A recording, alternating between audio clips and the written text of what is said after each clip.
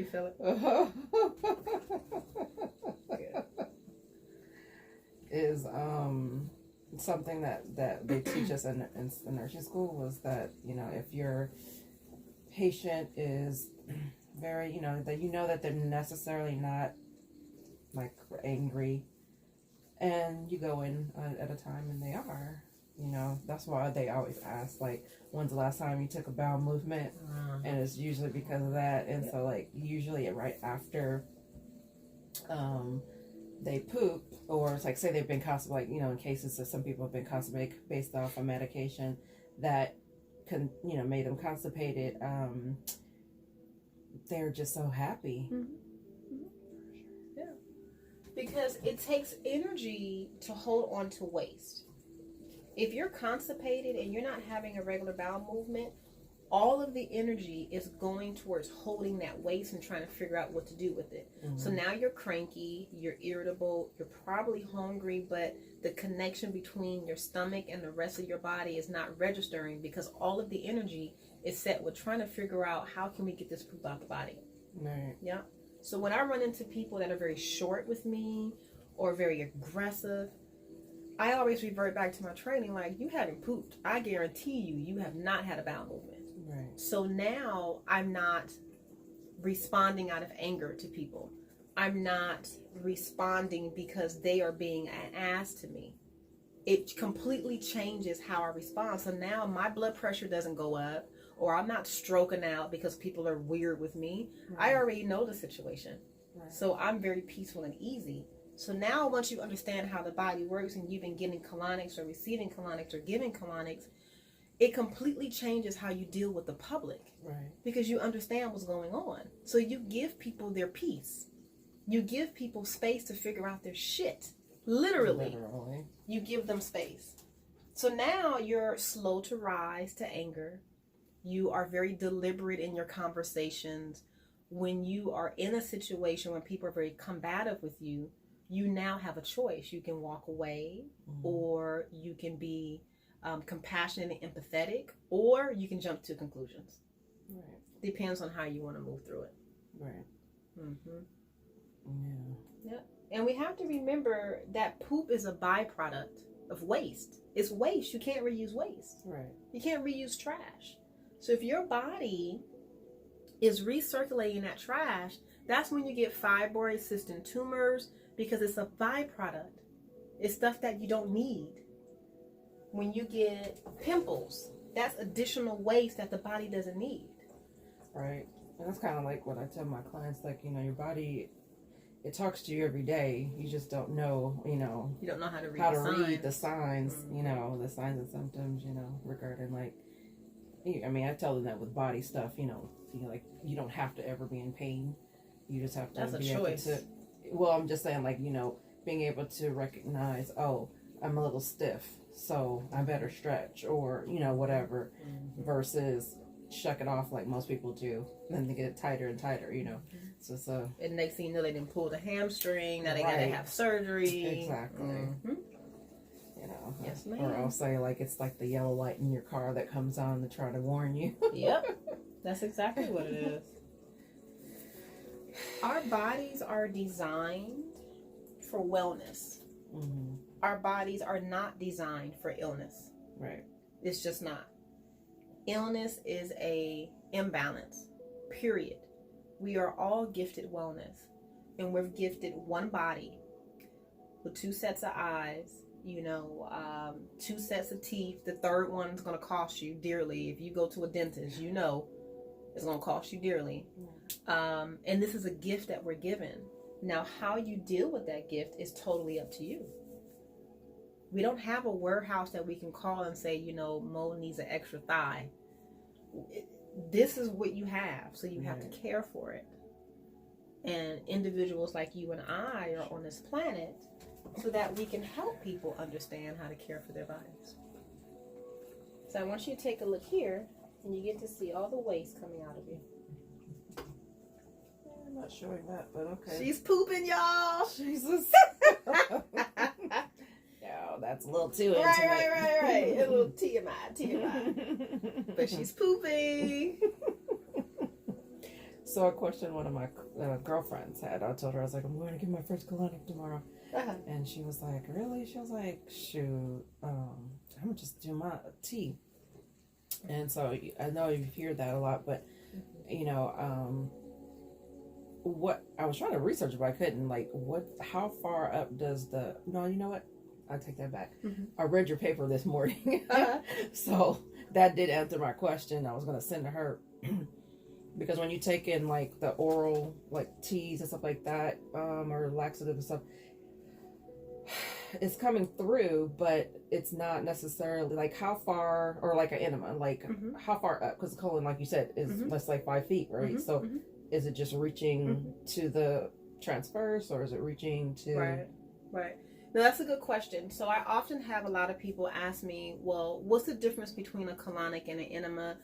How does it cleanse? What's the length? Where does the water go, etc.? So you have to remember that there are a lot of different parts to the colon itself.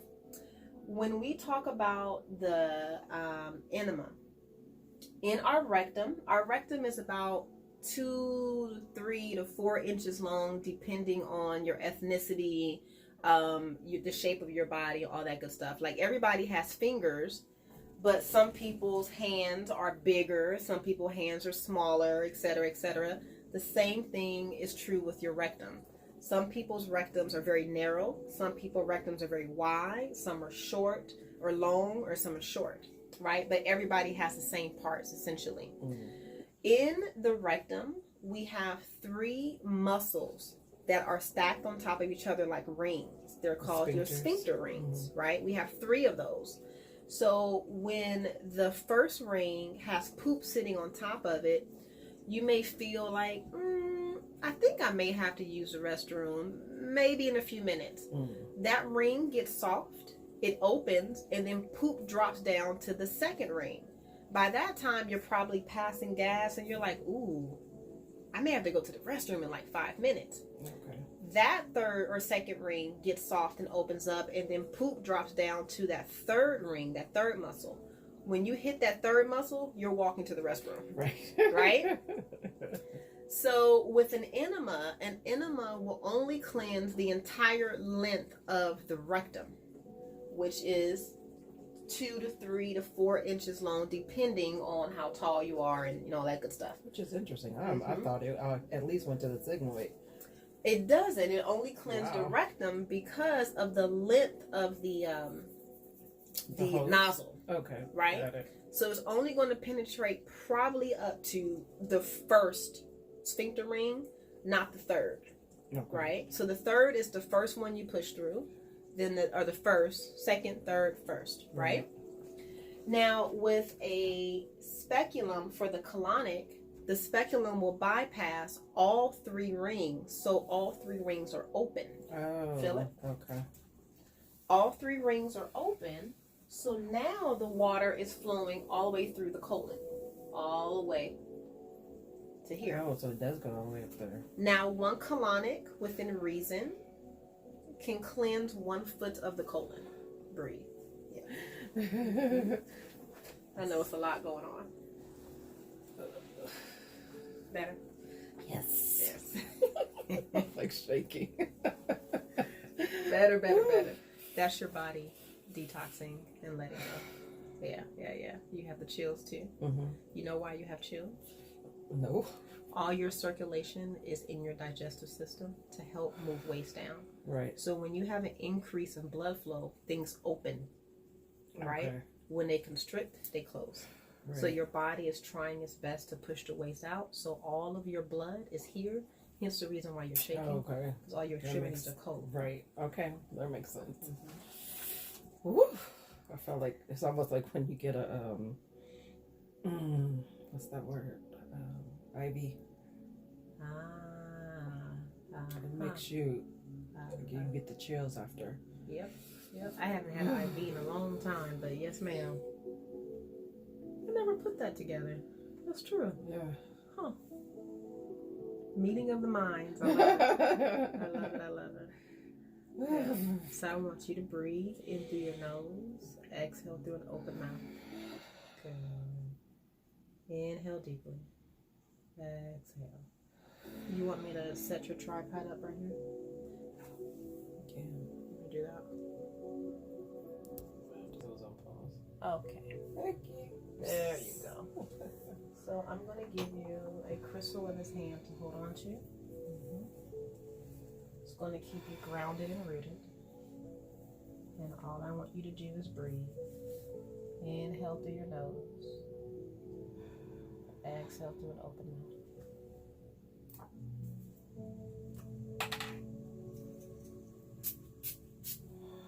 Keep your eyes closed. So one of the things that I do with my clients is I try to create an atmosphere, continue to breathe, you have waist coming down, that's very calming and soothing to the client. So I use a spray called Dr. Schultz Air Detox. It has eucalyptus, grapefruit, lime, lemon, and orange, and it neutralizes the air and it forces the client to breathe. Literally forces them to breathe. Breath is life. Without breath, you're not going to live too long. Without water, you're not going to live too long.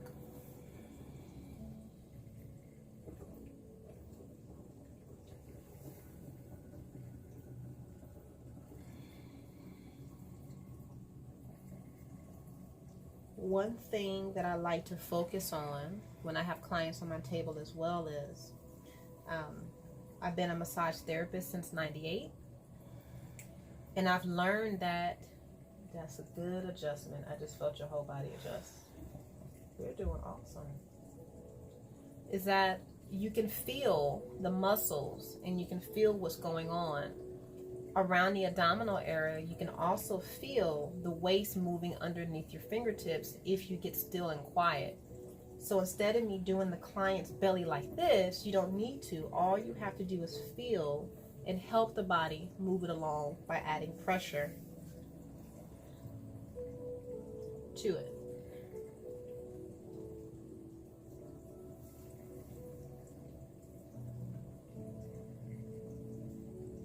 How are you feeling?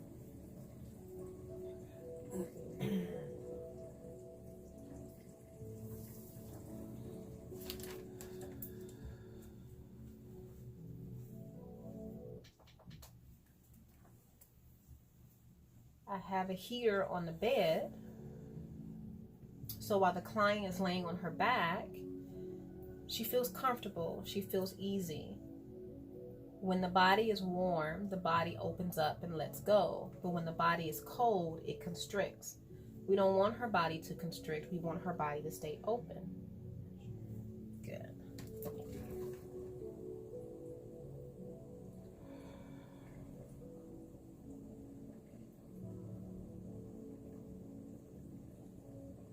Right now, her body is releasing waste. She's doing pretty good. She's relaxed.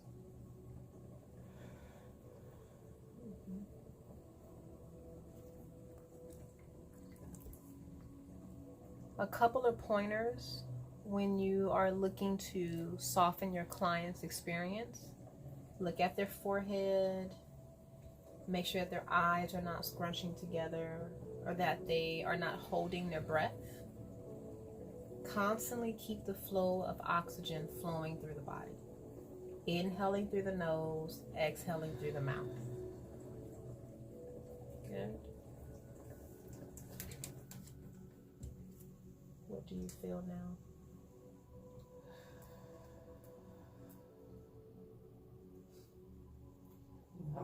Not much right now. Just concentrating. I'm going to ask you a question. And I would love for you to answer it however it resonates with you. And the question is, what are you holding on to? This thing that kind of came up as fear. Fear of? Well, the second word that just popped up was success.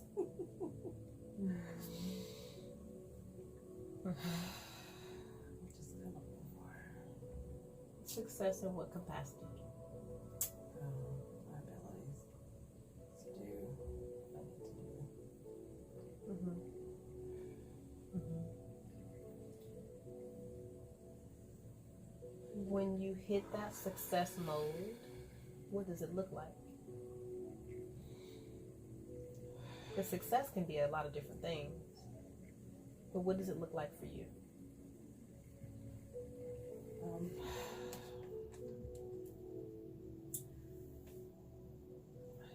Just relaxed.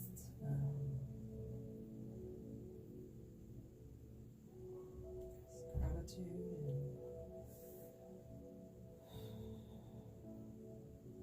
and helping people.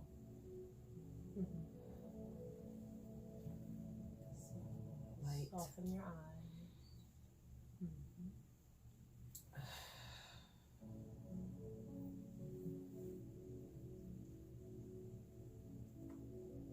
Starting jilts again. You have a lot of energy moving around.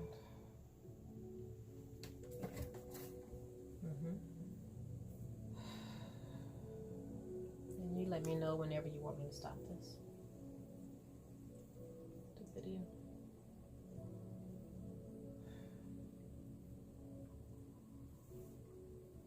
It's an inner peace.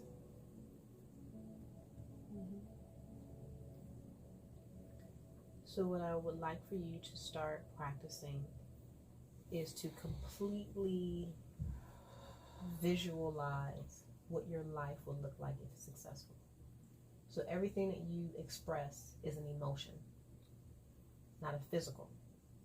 So what does success look like for you in the physical world? So the feeling, peace, restful, that's good. But now we need you to step up a notch and say exactly what you want. What does that peace look like? Does it look like you have clients coming into your doors effortlessly? And you're servicing those clients every hour on the hour? Or does it look like you have a team of people that you're directing and they all work and look under your tutelage? That could be peace for some people. Or does it mean that you have a one office operation where you just work with one client at a time?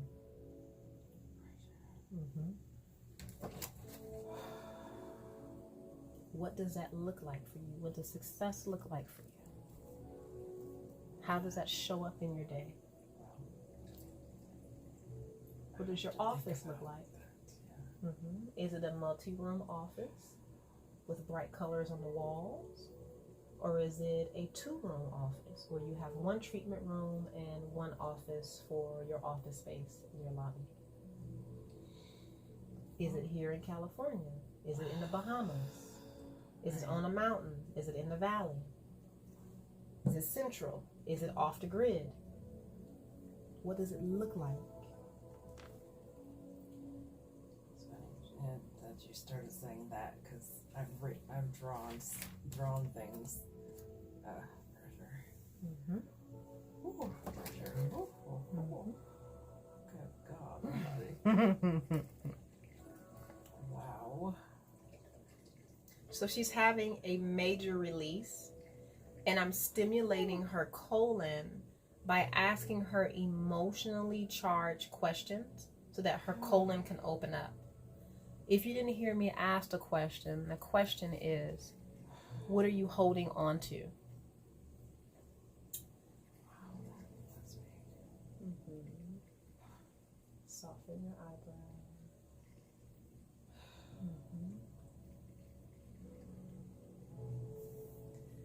I draw a lot on doodle, but I have is that common to make for your bladder? It's like it's filling up too. Because remember, your bladder sits right in front and to the right of your uterus, and then your colon sits behind all of that. So if I'm filling the colon up with water, all of your other organs are taking a little bit of the water as well. Hence the reason why your bladder is getting full. So we're going to get you to the restroom. Yep. I remember She gotta go pee, y'all. I remember you on your paper and said something, but that's why you want to make sure you don't drink anything. But yeah, as you were actually verbally saying it, I did start thinking about the drawings that I've drew. And I guess, which is so funny, I have a saying that I got from, it's like, what do you call it, a sign that put up on my wall. And it says, dream big, think big. And I guess when I draw, do you think big? I haven't.